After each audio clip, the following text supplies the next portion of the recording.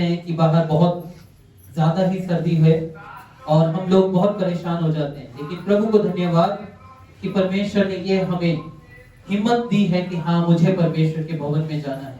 जब आप अपने घरों से निकल के आए हैं तो आपने ये ठाना कि हाँ, मुझे परमेश्वर के पास जाना है, आज मुझे परमेश्वर के भवन में जाना है। एक पूरा हफ्ता परमेश्वर ने मुझे यह अवसर दिया कि मैं अपने परिवार को, अपने घर को, अपने कारोबार को, सबको देख सकूं।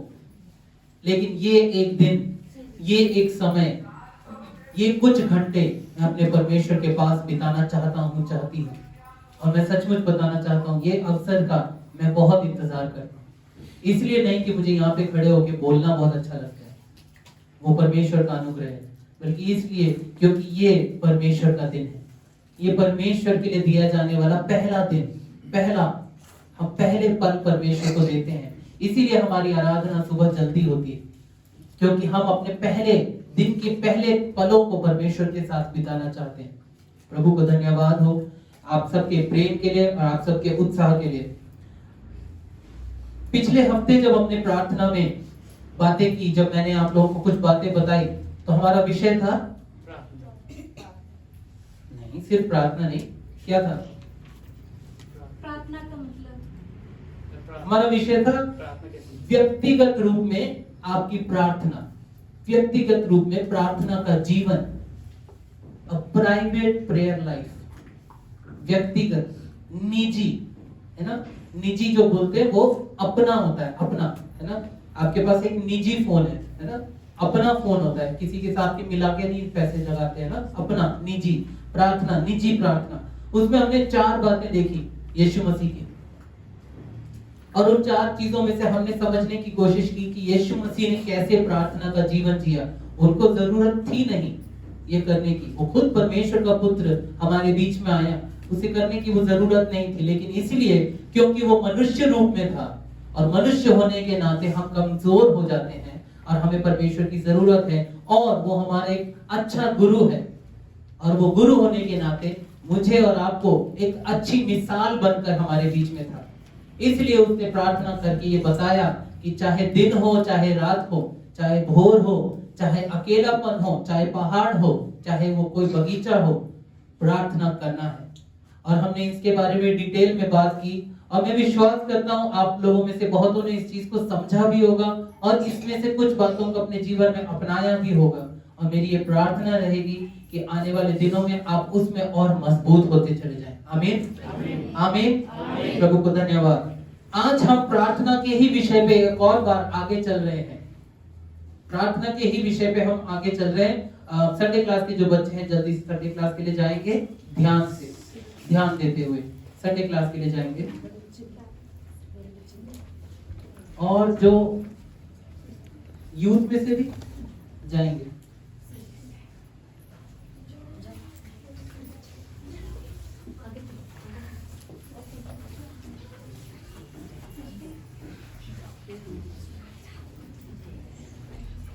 फिर नाम लेना पड़ेगा।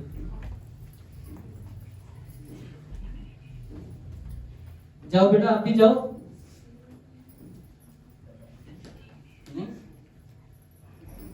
प्रार्थना के बारे में हम लोग आज सुनेंगे कि परमेश्वर हमें क्या सिखाता है, प्रार्थना के विषय में परमेश्वर हमें क्या बताना चाहता है। हम बहुत बार प्रार्थना के बारे में बहुत बातें करते हैं, और हम कई बार सिखाने वाले भी बन जाते हैं कि कैसे प्रार्थना करनी चाहिए, लेकिन व्यक्तिगत में क्या हमने इस बात को समझा कि प्रार्थना की शक्ति क्या है? आज का जो विषय, जो बाइबल पाठ पढ़ा गया है, उसका विषय ऊपर टॉपिक लिखा हुआ है, वहीं बाइबल में ही आपके लिखा है, प्रार्थना की शक्ति, प्रार्थना की सामर्थ्य क्या है, प्रार्थना क्या कर सकती है। जब इन वचनों को पढ़ते हैं तो बहुत सारी बातें लिखी हैं कि किस प्रकार अगर कोई दुखी है तो उसके लिए प्रार्थना करो, आनंदित है तो वो परमेश्वर की महिमा करते हुए प्रार्थना करे, यानी हर पल में परमेश्वर के पास प्रार्थना करते हुए जाए।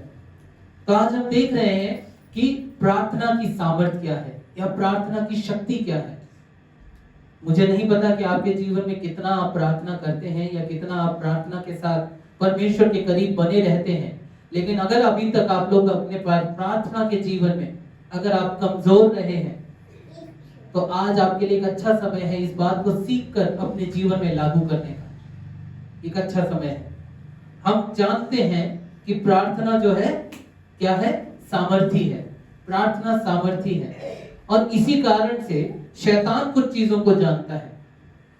शैतान ये जानता है कि अगर वो लोगों को तकलीफ में डाले या लोगों के ऊपर परेशानियां लेकर के आए या लोगों के ऊपर मुसीबतें लेकर के आए या किसी कारण से वो परमेश्वर के लोगों का विश्वास कमजोर कर दे। हमारा विश्वास कैसे कमजोर होता है? जब हमारे शरीर के ऊपर कुछ मुसीबत आती है या हमारे दिमाग में, हमारे मानसिक तरीके से हमें कोई परेशानी हो जाती है या किसी भी तरीके से शैतान जो है हमें बिजी कर देता है। आजकल बिजी लाइफ बहुत है ना? किसी से भी बात करते हैं तो सबसे ज्यादा क्या बोलते हैं? मैं बहुत बिजी था, मैं बहुत बिजी थी। नहीं मिलने का कारण क्या? मैं बहुत बिजी था। आप खुद बैठ के सोचते हैं बाद में कि अच्छा बिजी किस बात में थे, तो वो भी नहीं पता चलता किस बात में बिजी। पर ये बोलना एक आदत बन गई है मनुष्य के अंदर। तो शैतान क्या करता है? या तो आपको पाप में गिरा के रखता है मुसीबतों के कारण, तकलीफों के कारण, या आपको लगातार बिजी रखता है। और उन बातों की वजह से आप क्या करते हैं? परमेश्वर से दूर रहते हैं, परमेश्वर से अलग होने लगते हैं, कटने लग जाते हैं। परमेश्वर के लोग क्या करते हैं? इस प्रकार दूर होने लग जाते हैं कि आपका व्यक्तिगत प्रार्थना का जीवन जो है वो ऊपर से नीचे गिरने लगता है। आपका प्रार्थना का स्तर जो है वो परमेश्वर से जुड़े रहने की जगह परमेश्वर से कटने वाला हिसाब हो जाता है। आप धीरे धीरे नीचे गिरने लगते हैं, आप धीरे धीरे डगमगाने लगते हैं। लेकिन जान लीजिए, जैसे शैतान इन चीजों को जानता है या शैतान इन चीजों को करता है, वैसे ही हमारे लिए एक परमेश्वर है जो हमारे लिए लड़ता है, जो हमारे लिए कुछ करता है। अगर हम अपना विश्वास, अपना भरोसा हम उस परमेश्वर पे टिकाते हैं, उस यहोवा परमेश्वर पर टिकाते हैं, तो और उसके साथ साथ अपनी विनतियों को, अपने निवेदनों को, अपनी प्रार्थना की बातों को, जो हमारी जो बुराइयां या हमारे अंदर जो हमारे शरीर के ऊपर आई हुई मुसीबतें हैं, संसार में आने वाली मुसीबतें हैं, उनको और अपने पाप में कमजोरियों को जब हम परमेश्वर के सामने लेकर आते हैं, तब क्या होता है? हम परमेश्वर के पास अपना संपूर्ण ध्यान लगाते हैं। संपूर्ण, पूरा ध्यान मेरा और आपका परमेश्वर की ओर होता है, जहां मैं परमेश्वर के पास बैठूं और प्रभु से बात करते हुए कहूं कि हाँ प्रभु, ये बातें मेरे जीवन में हो रही हैं, ये मुसीबतें मेरे जीवन में आ रही हैं, ये परेशानियां मेरे जीवन में आ रही हैं। और आपको कैसे करते हैं? प्रार्थना के द्वारा। आप वो परमेश्वर के पास कैसे लेकर जाते हैं? अपनी विनतियों, अपने निवेदनों को कैसे लेकर जाते हैं? प्रार्थना के साथ। प्रार्थना में आप परमेश्वर के पास बैठते हैं। पिछले हफ्ते भी जब प्रार्थना के बारे में देख रहे थे तो हमने देखा कि कई लोग जो हैं प्रार्थना की जो ताकत है, जो सामर्थ है, प्रार्थना की जो शक्ति है, उसको एहसास ही नहीं कर पाते, उसको महसूस ही नहीं कर पाते, उसको अपने जीवन में ला ही नहीं पाते, उसको समझ नहीं पाते।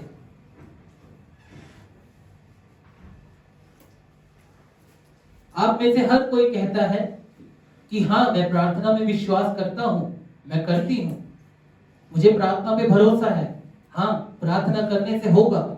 लेकिन जब आपकी खुद की प्रार्थना करने की बारी आती है तो डगमगाते हैं, डावाडोल होते हैं, प्रार्थना के शब्द निकलना मुश्किल हो जाते हैं, प्रार्थना की बातों को करना मुश्किल हो जाता है। प्रार्थना में बैठकर लोगों के लिए प्रार्थना का विषय क्या है वो समझना मुश्किल हो जाता है। आप समझ नहीं पाते कि आप परमेश्वर के करीब कैसे और आ सके।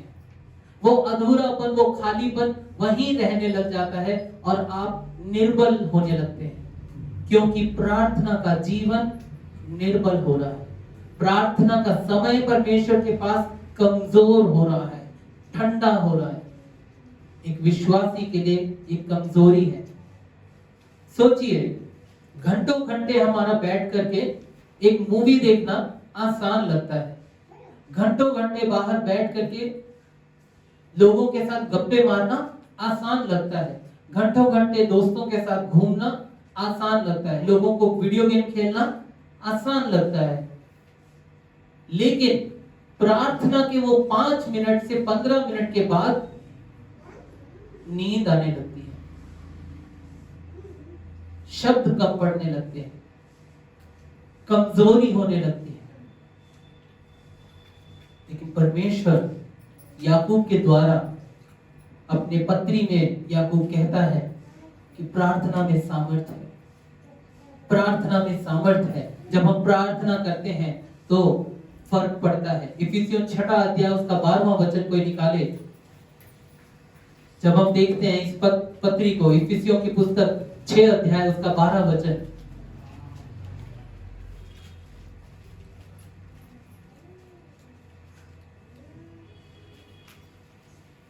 क्योंकि हमारा यह मल्ल युद्ध लहू और मांस से नहीं। जी, हमारा ये मल्ल युद्ध, हमारी ये लड़ाई, हमारा ये युद्ध मांस और लहू से यानी इंसानों से नहीं है, परंतु प्रधानों से और अधिकारियों से और इस संसार के अंधकार के हकीमों से और उस दुष्ट की आत्मिक सेनाओं से है।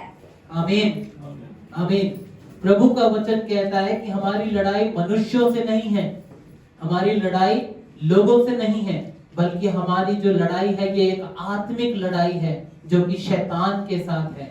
और इसीलिए हम जो शरीर में रहते हैं तो हमारे पास तकलीफों का होना लाजमी है, परेशानियों का होना लाजमी है। यीशु मसीह में आने के बाद हमारे पास कोई ऐसा काम नहीं हुआ या कोई चमत्कार नहीं हुआ कि अब हमारे ऊपर मुसीबतें नहीं आएंगी, कि अब कोई कष्ट नहीं आएंगे, कोई क्लेश नहीं आएंगे। मत्ती की पुस्तक 10वां अध्याय के बाद मैंने वचन भेजा था, तो आप लोगों को अगर आपने पढ़ा होगा, मत्ती 10वें अध्याय के 21वें वचन से यीशु मसीह बोलते हैं, बहुत सारी बातों को बोलते हैं, तुम्हारे ऊपर मुसीबतें आएंगी, तुम्हारे ऊपर कष्ट आएंगे, तो ऐसा होगा, संसार तुम्हारे साथ ऐसा करेगा। जब उसने मालिक के साथ ऐसा किया तो घर के बाकी सदस्यों के साथ क्यों ना होगा। ऐसी सारी बातों को यीशु मसीह ने बोलते हुए ये बात साफ कही है कि मुसीबतें आएंगी, तकलीफें आएंगी, सताव आएगा, आना ही है। हमारे ऊपर सताव नहीं आएगा तो हमारा विश्वास निखर के नहीं आएगा, हमारा जीवन सुधरता हुआ नहीं दिखाई देगा, हमारी परिस्थिति बदलती हुई नहीं दिखाई देगी, हम परमेश्वर को काम करते हुए नहीं देख पाएंगे।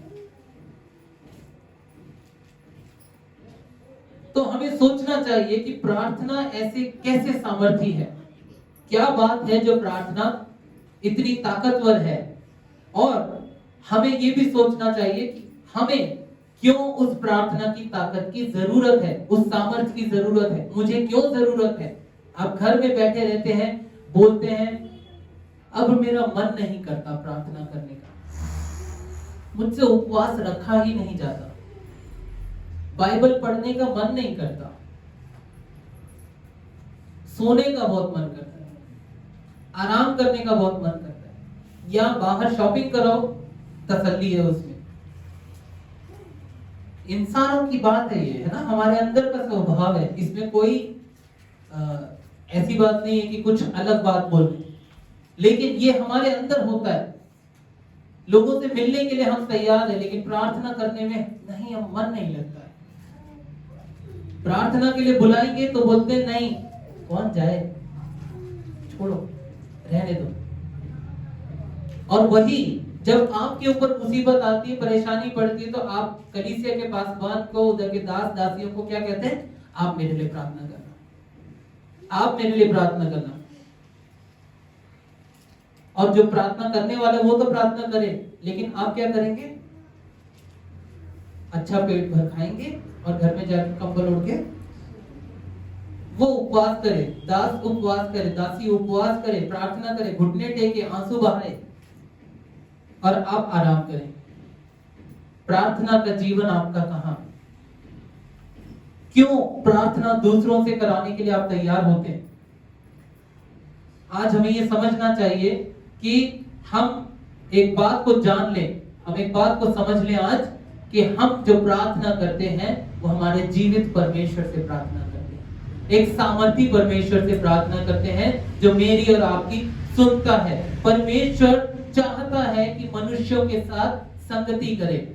यूहन्ना रचित सुसमाचार उसका 3रा अध्याय 16 से लेकर 18 तक जब हम पढ़ते हैं, जब इन वचनों को पढ़ा जाता है आपके सामने अभी कुछ देर में, तो आप इसको ध्यान से सुनेंगे तो आपको समझ में आएगा कि परमेश्वर अपने लोगों के साथ संगति करना पसंद करता है। कोई निकाले तो जल्दी से पढ़ दे इसको। परमेश्वर चाहता है कि वो लोगों के साथ संगति करे। परमेश्वर जब मुझसे बात करना चाहता है और मुझसे मिलना चाहता है, तो मुझे भी अपना वक्त निकाल के उस परमेश्वर के पास आना पड़ेगा। अगर क्योंकि परमेश्वर ने जगत से ऐसा प्रेम रखा जी कि उसने अपना इकलौता पुत्र दे दिया जी ताकि जो कोई उस पर विश्वास करे वह नाश न हो परंतु अनंत जीवन पाए। अनंत जीवन पाए। जी परमेश्वर ने अपने पुत्र को जगत में इसलिए नहीं भेजा कि जगत पर दंड की आज्ञा दे, परंतु इसलिए कि जगत उसके द्वारा उद्धार पाए। जो उस पर विश्वास करता है उस पर दंड की आज्ञा नहीं होती जी, परंतु जो उस पर विश्वास नहीं करता वह दोषी रह चुका, इसलिए कि उसने परमेश्वर की इकलौते पुत्र के नाम पर विश्वास नहीं किया। जी परमेश्वर, देखिए यहाँ पे 16, 17, 18 जब हम पढ़ते हैं ध्यान से, तो परमेश्वर ये इच्छा जाहिर करते हैं कि परमेश्वर चाहते हैं कि मनुष्य के साथ वो एक संगति करे, मनुष्य के साथ वो मेल करे। और परमेश्वर ने अपना अनुग्रह हमें दिया है और उस अनुग्रह के द्वारा प्रार्थना हमें मिली है। जब संगति वो करना चाहता है तो अपने अनुग्रह के द्वारा उसने प्रार्थना एक चीज हमें दी है, एक हथियार हमें दिया है, एक साधन हमें दिया है, जिसके द्वारा हम परमेश्वर से बात कर सके, जिसके द्वारा हम परमेश्वर से अपनी बातों को जाहिर कर सके। जब मैं और आप, हम में से कोई 2 लोग आपस में अगर बैठे हैं और एक दूसरे से बात करना चाहते हैं लेकिन अपना मुंह ना खोले, तो बात कैसे कर सकते हैं? हम अपने बातों को जाहिर करते हैं। जब मैं परमेश्वर के पास बैठकर प्रार्थना करूं तो मैं अपनी बातों को परमेश्वर के सामने रखता हूं। ये मेरी बातें हैं जो मैं परमेश्वर से बात करता हूं। और उसी तरह से जब परमेश्वर मुझसे बात करना चाहता है तो अपने वचन के द्वारा मुझे सिखाता है। तो हम जब बाइबल खोलते हैं तो परमेश्वर मुझसे बात करता है। आप इंतजार अगर कर रहे हैं कि परमेश्वर मुझसे बात करेगा, कोई भविष्यवाणी होगी, कोई भविष्यवक्ता आएगा, वो भविष्यवाणी करेगा, तब मुझे पता चलेगा कि प्रभु ने बात किया, नहीं, आपके पास सबसे बड़ी भविष्यवाणी आपकी बाइबल है। परमेश्वर ने इसमें कितनी भविष्यवाणियों को रखा हुआ है, आपने आज तक खोला ही नहीं। पढ़िए, परमेश्वर बात करता है। बाइबल खोलेंगे तो परमेश्वर बात करता है। प्रभु ने मुझे और आपको यह हथियार दिया कि हम उससे बातचीत कर सकें। और प्रभु क्या चाहता है? प्रभु की इच्छा है। मत्ती 7 अध्याय 7 से लेकर 11 तक जब हम पढ़ते हैं तो उसमें जाहिर होता है परमेश्वर चाहता है कि हम उससे प्रार्थना करें। प्रभु ये इच्छा रखते हैं, परमेश्वर ये इच्छा रखता है कि मैं और आप परमेश्वर के पास प्रार्थना के शब्दों के साथ आए। मैं समझता हूं कि ये वही खंड है जहां पर है, हे पिता हमारे तुझे स्वर्ग में है, ये वाली प्रार्थना वहां पे लिखी गई है। और यहाँ पर परमेश्वर हमें बताते हैं कि परमेश्वर जो है, परमेश्वर के पास मेरी और प्रार्थनाओं का उत्तर देने का तरीका भी है। आप शायद अब तक सोचते हो कि प्रार्थना करने का क्या फल मिलता है, प्रार्थना करने के द्वारा क्या होता है, मुझे क्या मिलने वाला है, प्रार्थना करने से मुझे क्या मिलेगा, या मैं प्रार्थना करूं उसका मुझे कैसे पता चलेगा कि उत्तर है उसका। हम एक वचन को देखेंगे, निर्गमन 15 अध्याय उसका 23 से लेकर 25 तक। और यहाँ लिखा है, फिर मारा नामक एक स्थान पर पहुंचे। ये इसराइलियों के लिए लिखा जब वो कनान देश जा रहे थे। फिर मारा नामक एक स्थान पर पहुंचे, वहां का पानी खारा था, उसे वे ना पी सके, इस कारण उस स्थान का नाम मारा पड़ा। तब वे यह कहकर मूसा के विरुद्ध बकबक करने लगे, हम क्या पिएं? तब मूसा ने यहोवा की दुहाई दी और यहोवा ने उसे एक पौधा बतला दिया, जिसे जब उसने पानी में डाला तब वह पानी मीठा हो गया। वहीं यहोवा ने उनके लिए एक विधि और नियम बनाया और वहीं उसने यह कहकर उनकी परीक्षा की, आमीन।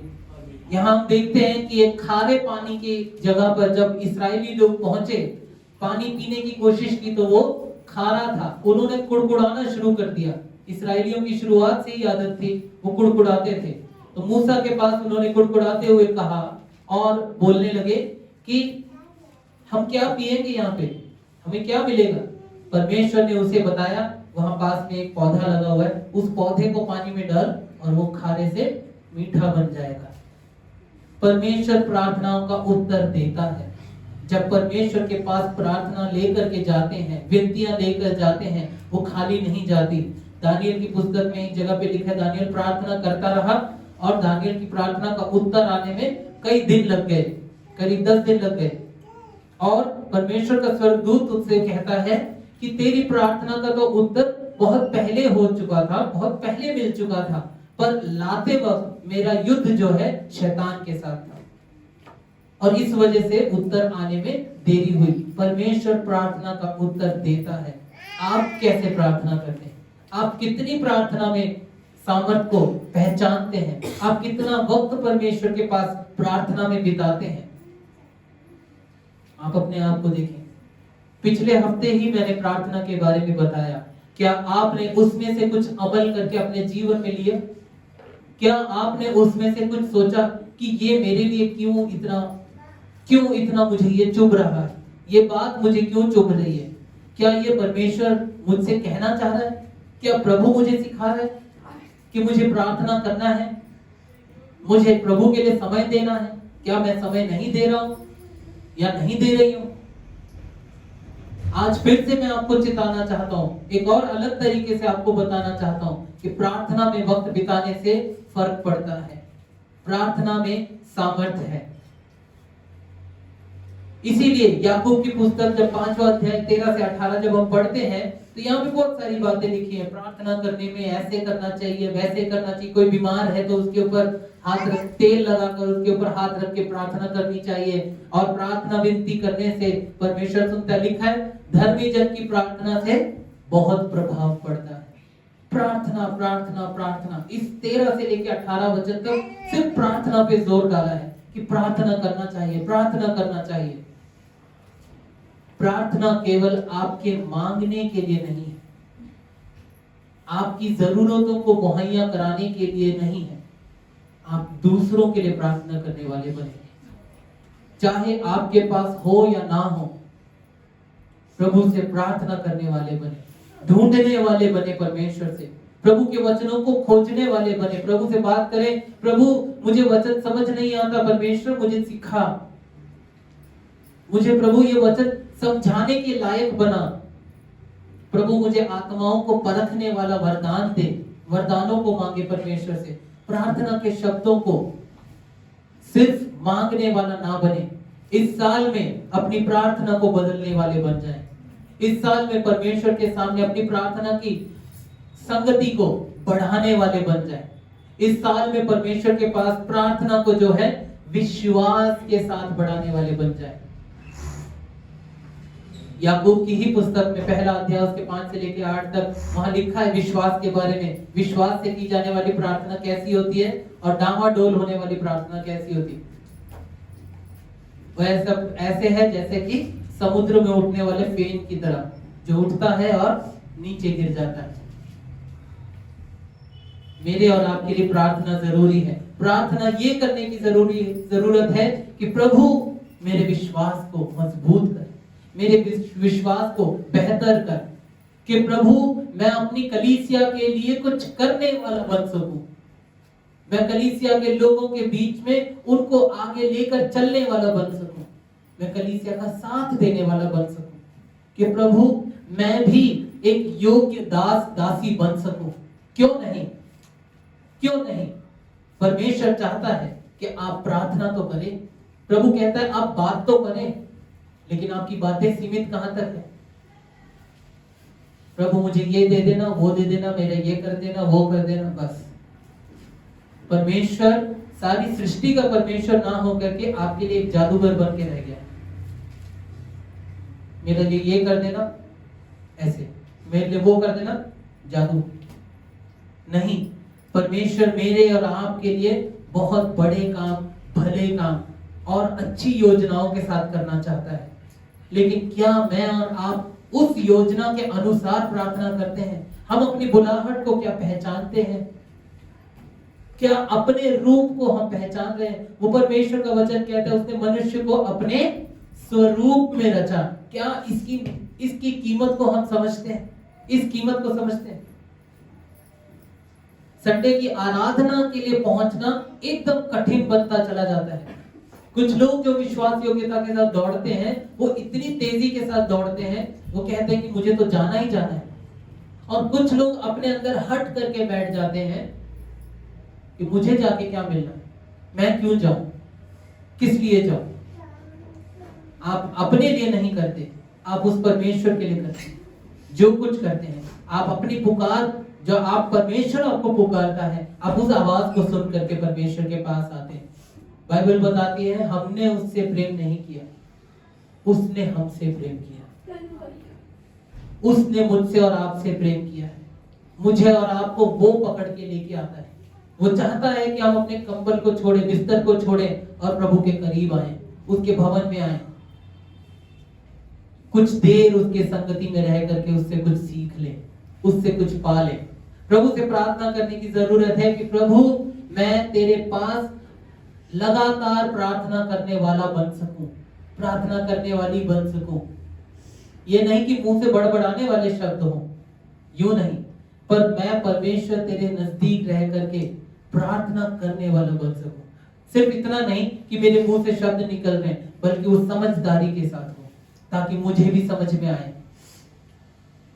रोमियो की पुस्तक 8वें अध्याय में लिखा है कि हम तो नहीं जानते कि कैसे प्रार्थना करें, परंतु आत्मा स्वयं आहें भर भर के प्रार्थना करता है। परमेश्वर का आत्मा मुझे और आपको दिया गया है, और वही है जो हमें चिताता है, उत्साहित करता है, उठ प्रार्थना कर, उठ प्रार्थना कर, उठ प्रार्थना कर। वो परमेश्वर का आत्मा है। और फिर आप जब मुंह खोलते हैं, प्रभु आपका धन्यवाद हो, प्रभु मैं आपके सामने आता हूँ, आती हूँ, और उसके बाद आपका मुंह चलता जाता है। आप नहीं समझ पाते कि 10 मिनट, 15 मिनट, 20 मिनट, आधा घंटा, पौना घंटा आप बैठकर प्रार्थना कैसे कर गए। आपके आंखों से आंसू बहने लगते हैं, आप नहीं समझ पाते आपके पास क्या दुख था या नहीं था, लेकिन आपके आंसू प्रार्थना बन जाते हैं। कब किया था आपने ऐसा? कब सोचा था आपने ऐसा करने के लिए? और अगर अब तक नहीं किया तो और कब तक इंतजार करते रहोगे, और कब करोगे इस काम को? परमेश्वर के पास आना जरूरी है। प्रार्थना किस बात के लिए करना है? कि एक दूसरे के विश्वास को बढ़ाएं, एक दूसरे के लिए प्रार्थना करें। इसीलिए तो कलीसिया में जब हम खत्म करते हैं तो एक दूसरे से मिलने का अवसर रहता है कि एक दूसरे को मिले, जाने, एक दूसरे को समझें, एक दूसरे के परिवार के लिए प्रार्थना करें, उनको परमेश्वर विश्वास में और मजबूत करे, इस बात के लिए प्रार्थना करें। प्रार्थना जो है वो इसलिए इतनी सामर्थ्य हो जाती है, इतनी ही ताकतवर क्यों हो जाती है? क्योंकि हम अपनी दयनीय सामर्थ्य पे निर्भर नहीं रहते, हम अपनी ताकत पे निर्भर नहीं रह सकते। दूसरा कुरिन्थियों 12 अध्याय उसका 10वां वचन कोई पढ़े। दूसरा कुरिन्थियों 12 और उसका 10वां वचन। यहाँ से हम बहुत अच्छी चीज को समझ सकते हैं। और अगर आज तक आपका प्रार्थना का जीवन कमजोर चल रहा था, तो मैं आज आपको चैलेंज करता हूं, उत्साहित करता हूं, आप प्रार्थना में वक्त बिताना शुरू करो। आपके अंदर के जो वो परमेश्वर से आप खत्म होते हुए देखना चाहते हो, उस दुष्टता को जो खत्म होते हुए देखना चाहते हो, आप खत्म होते हुए देखेंगे। लेकिन प्रार्थना करना शुरू करो, खुद बैठ के प्रार्थना करना शुरू करो। चमत्कार की अपेक्षा ना करके परमेश्वर के पास अपने आप को तकलीफ में रख के, घुटनों पे होके उपवास करते हुए प्रार्थना में बैठे। दूसरा कुरिन्थियों 12 उसका 10वां वचन। इस कारण मैं मसीह के लिए निर्बलताओं में और निंदाओं में और दरिद्रताओं में और उपद्रवों में और संकटों में प्रसन्न हूँ, क्योंकि जब मैं निर्बल होता हूँ तभी बलवंत होता हूँ। आमीन। पौलुस यहाँ पे कहते हैं क्योंकि जब मैं निर्बल होता हूं तभी बलवंत होता हूं। क्योंकि वो कह रहा है कि मैं अपनी ताकत पे निर्भर नहीं होता, मेरी अपनी ताकत कुछ भी नहीं। वो अपनी ताकत को परमेश्वर के सामने जीरो कहता है। आपको मालूम है पौलुस बाइबल में सारे जितने परमेश्वर के दास हुए नए नियम में, उन सबों में सबसे ज्ञानी था। यहूदियों में यहूदी, मसीहियों में सबसे उत्तम चाल चलने वाला। प्रभु यीशु मसीह के लिए 3 बार कोड़े भी खा लिए। उसके बाद वो परमेश्वर से बाइबल का पूरा ज्ञान रखता था। यहूदी होते हुए वो मसीहियों को जाकर सताता था, उनको कैदी बनाता था। फिर भी परमेश्वर की जब उसके ऊपर कृपा हुई तो उसने क्या किया?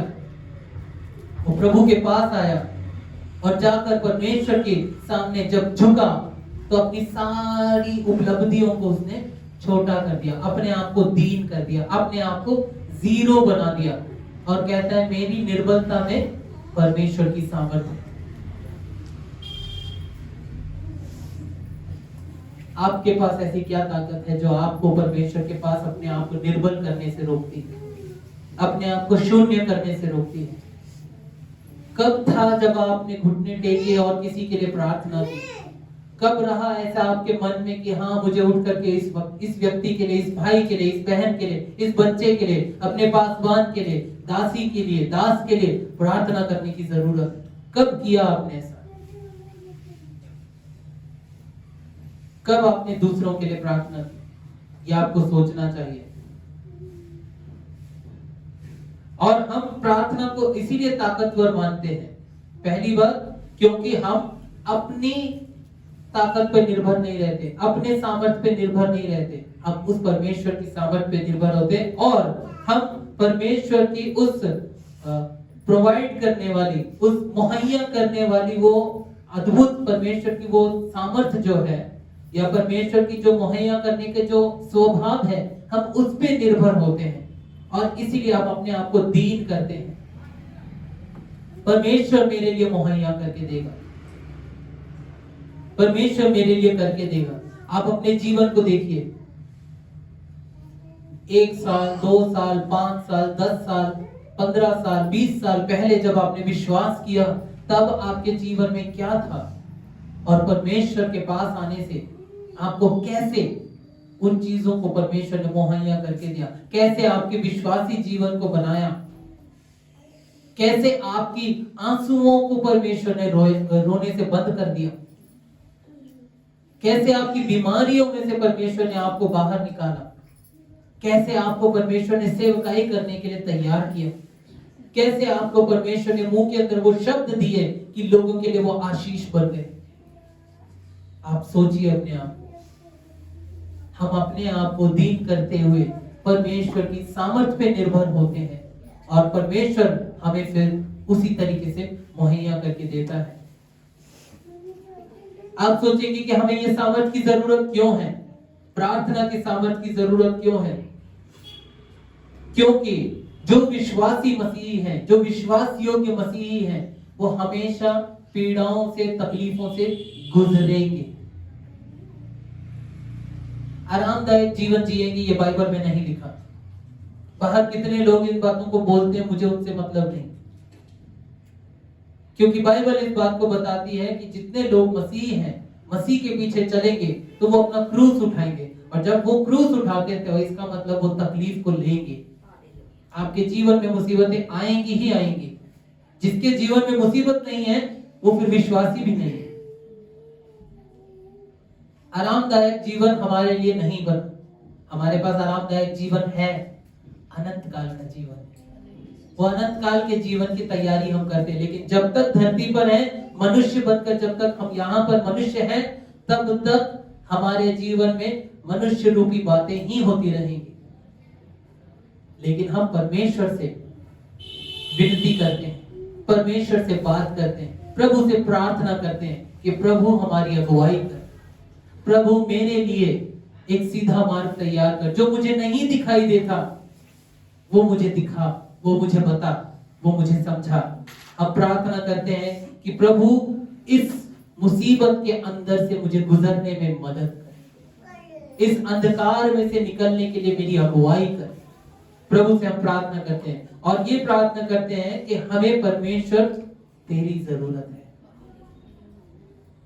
इसीलिए हमें प्रार्थना की सामर्थ को पाना है, ताकि हम ये जान सके कि परमेश्वर में प्रार्थना करने से परमेश्वर हमारी पुकार सुन के हमारी मदद करता है और हमारे लिए सीधा मार्ग तैयार करता है। जो लोग आत्मा में कमजोर हैं, शायद वो पाप के कारण परेशान हैं, एक बार फिर से याकूब की पुस्तक 5वां अध्याय उसका 14 से लेकर 16 तक एक बार ध्यान से हम पढ़कर देखें। याकूब 5वां अध्याय 14 से लेकर 16 तक एक बार ध्यान से पढ़ें, क्योंकि कई बार ऐसा होता है कि हम जब आत्मा में कमजोर होते हैं तो उसका कारण पाप होता है। जब हम शरीर में कमजोर हो जाते हैं तो उसका कारण भी पाप हो जाता है। ध्यान से देखें याकूब 5 उसका 14 से 16 तक। यदि तुम में कोई रोगी है तो कलीसिया के प्राचीनों को बुलाएं और वे प्रभु के नाम से उस पर तेल मलकर उसके लिए प्रार्थना करें और विश्वास की प्रार्थना के द्वारा रोगी बच जाएगा और आमीन। प्रभु उसको उठा खड़ा करेगा। जी, विश्वास की प्रार्थना के द्वारा रोगी बच जाएगा। जो कोई मृत्यु तक भी जा रहा हो वो बच जाएगा। हिजकिया की जब आपने कहानी सुनी नहीं है पता नहीं, लेकिन हिजकिया की कहानी में यही था। हिजकिया 3 दिन के बाद मरने वाला था। यशायाह नबी ने आके उसको भविष्यवाणी करते हुए उसको बोला 3 दिन के बाद तू मर जाएगा, और हिजकिया रोया। बाइबल में लिखा है हिजकिया दीवार की तरफ मुंह करके रोया और उसने परमेश्वर से विनती की, और प्रभु ने, बाइबल ये बताती उसी समय प्रार्थना सुनकर यशायाह नबी अभी बाहर जा ही रहा था, प्रभु ने उसको वापस मोड़ा और वो वापस आया और उसने कहा परमेश्वर ने तेरी प्रार्थना को सुनकर तुझे 15 साल और दिए। परमेश्वर प्रार्थना सुनता है, आपकी व्यक्तिगत प्रार्थना को सुनता है, वो सुनना चाहता है। बीमार में पड़ा हुआ था, वो मुसीबत में पड़ा हुआ था, बीमार हो रखा था। उसका पाप क्या था कि उसने घमंड किया था। परमेश्वर की दी हुई आशीषों के बीच में से उसने उन चीजों को दूर करते हुए अपने अंदर घमंड किया और वो बिस्तर में पड़ गया। लेकिन जब उसने प्रार्थना की, परमेश्वर ने उसका पाप क्षमा किया और उसको जीवन दान दिया। परमेश्वर का वचन क्या कहता है कि अगर रोगी बीमार पड़ा होगा तो वो भी चंगा हो जाएगा, और उसने कोई पाप भी किए हो तो उनकी भी क्षमा हो जाएगी। प्रभु इतना अद्भुत है। हमें अपने अंदर इस विश्वास को बना के रखने की जरूरत है कि हम लगातार बेखटके बिना रुके परमेश्वर के पास प्रार्थना में बने रहें और एक धार्मिकता का जीवन जिए। बाइबल कहती है यहीं पे, जब ये वचन को पढ़ते 16वें वचन के आखिरी में पढ़ते हैं, तो धर्मी जन की प्रार्थना के प्रभाव से बहुत कुछ हो सकता है। हालेलुया। क्या आप धर्मी हैं? क्या हम धर्मी हैं? आपकी प्रार्थना का असर होना चाहिए। आपकी प्रार्थना अगर सुनी जा रही है, आपकी प्रार्थना के कारण बदलाव हो रहा है, आपकी प्रार्थना के कारण किसी का जीवन बच रहा है, कोई परमेश्वर को जान रहा है, यीशु मसीह के पीछे चलने लग रहा है, इसका मतलब आपके जीवन में धार्मिकता है। इसका अर्थ है कि आप एक धार्मिकता का जीवन जी रहे हैं। अगर आप परमेश्वर के पास प्रार्थना का जीवन जीते हैं, परमेश्वर आपको धार्मिकता की ओर लेकर चलता है। पिछले हफ्ते भी मैंने बताया, भक्ति मसीह के पास नहीं लेके जाती, मसीह भक्ति के पास लेके जाता है, क्योंकि यीशु मसीह ही मार्ग, सत्य और जीवन है। भक्ति मसीह के पास से हमारे लिए जरूरी है कि हम परमेश्वर की सामर्थ को महसूस करें, अपने जीवन में पाएं। जब हम परमेश्वर के पास लगातार बेखटके प्रार्थना का जीवन जीते हैं, धार्मिकता के साथ जीते हैं, तो फिलिपियन 2 अध्याय उसके 12वां और 13वें वचन के अनुसार परमेश्वर हमारे अंदर से और हमारे अंदर, हमारे द्वारा और हमारे अंदर अपने बड़े काम को करेगा। फिलिपियन 2 अध्याय उसका 12 और 13 वचन, कोई जल्दी से पढ़े।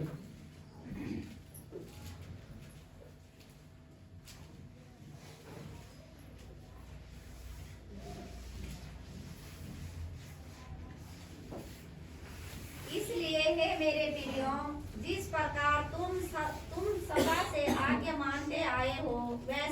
आप भी न केवल मेरे साथ रहते हुए पर विशेष करके आप मेरे दूर रहने पर भी डरते और कांपते हुए अपने अपने उद्धार का कार्य पूरा करते जाओ, क्योंकि परमेश्वर ही है जिसने अपनी सुइच्छा निमित्त तुम्हारे मन में इच्छा और काम दोनों बातों के करने का प्रभाव डाला है।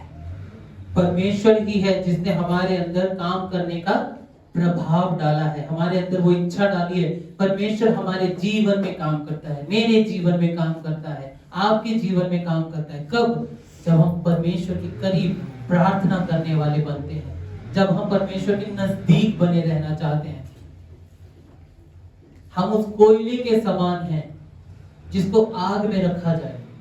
जब तक वो कोयला आग में रहेगा तो वो क्या होगा? गर्म रहेगा, जलता रहेगा, उसमें वो लौ रहेगी जो आग में है। और जब उसको अलग कर दिया जाए या दूर कर दिया जाए तो क्या होगा? वो ठंडा पड़ जाएगा। प्रार्थना के बिना हम भी उस कोयले के समान हैं जो आग से दूर किया जाता है। जब तक हम प्रार्थना में बने रहते हैं हम उस कोयले के समान बनते हैं जो लगातार गर्म रहता है, और वही कोयला दूसरों को भी गर्माइश पहुंचाता है, दूसरों को भी गर्म रखता है। आपको अगर परमेश्वर की सामर्थ्य में आप बढ़ना चाहते हैं, अगर आप धार्मिकता में बढ़ना चाहते हैं, अगर आप अपने जीवन को बदलते हुए देखना चाहते हैं, क्यों ना अपने घुटनों पर आए, क्यों ना अपने आंसुओं को प्रभु के पास लाएं, क्यों ना अपना मुंह खोल के खुदावंत के सामने प्रार्थना करने वाले बन जाएं। अगर आज तक नहीं करते थे तो करके देखिए। मेरा ये विश्वास है और हम जानते हैं प्रार्थना को प्रभु अनसुनी नहीं करता। परमेश्वर किसी की बात को छोड़ दे या तुच्छ जाने, ऐसा नहीं होता। प्रभु का वचन कहता है कि वो पापियों को नाश करने के लिए नहीं आया बल्कि पाप को हटाने के लिए आया। इसका अर्थ है अगर वो पापी व्यक्ति अपने पापों का अंगीकार करे परमेश्वर के सामने तो परमेश्वर उसके पाप को उससे दूर करने की सामर्थ्य रखता है। मेरा और आपका परमेश्वर वो परमेश्वर है। मेरा और आपका परमेश्वर वही है जो चाहता है कि मैं और आप उस परमेश्वर के पास, उस खुदावंत के पास, उस जीवित प्रभु के पास एक अच्छा रिश्ता रखें, बेहतर रिश्ता रखें। क्या आज आपके मन में ये बात है? आइए अपने आंखों को बंद करें, कुछ पल परमेश्वर के सामने हम अपने आप को दीन करते हुए बात करें प्रभु से।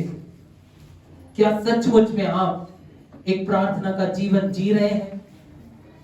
बात करें परमेश्वर से। क्या आपको आज वचन से ये बात महसूस हुई कि एक बात तो मुझे लगी है, एक चोट तो मुझे लगी है? कोई ऐसी बात आज जो वचन में आपको अगर चोट की तरह लगी है, मेरे प्रियो, प्रभु ने जरूर आपसे बात किया है। वो बात आप ही के लिए है। इसका अर्थ है परमेश्वर आप ही से बात कर रहा था और कह रहा था कि आपको ये चीज में बेहतर होने की जरूरत है या बदलने की जरूरत है।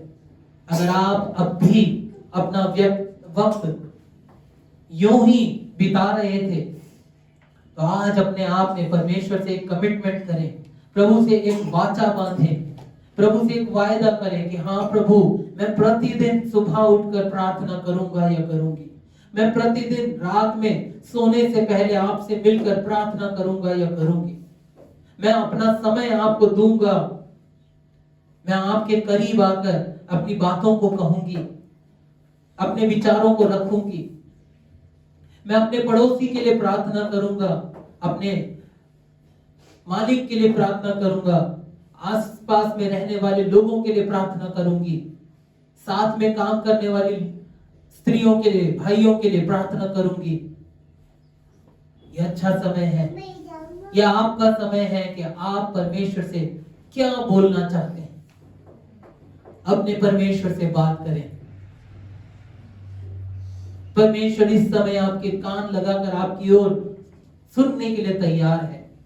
वो सुनना चाहता है कि आप परमेश्वर से क्या बोलते हैं, किन शब्दों को लेकर आते हैं।